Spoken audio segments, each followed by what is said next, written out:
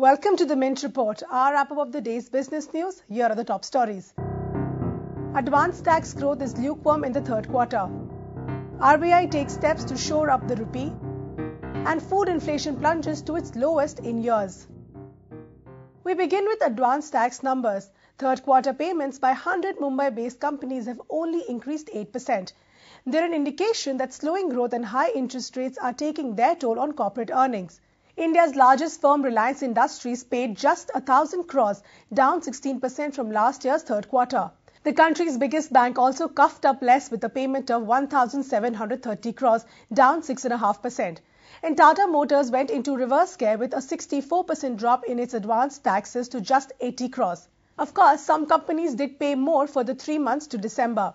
Bajaj Auto's payments climbed 21% to 450 crores, and Ambuja Cements paid up nearly twice as much with a total advance tax of 115 crores.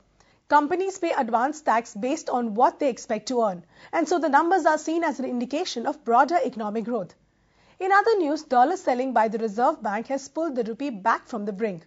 India's currency started taking a battering on Thursday, only to be rescued by RBI. It closed trade at 53.64 against the dollar, largely unchanged from the previous day. Meanwhile, there's one spot of good news for India's economy. Food inflation has now fallen to its lowest in nearly 4 years. The food price index rose just 4.35% in the period to the 3rd of December.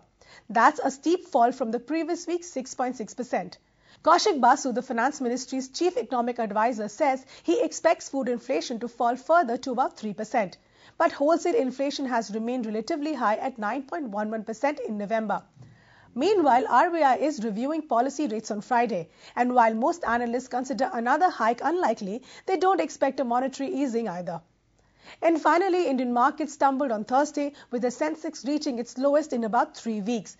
The index lost 45 to end at 15,836, and the Nifty fell 17 to 4,746. And that's all we have for you. Thanks for watching.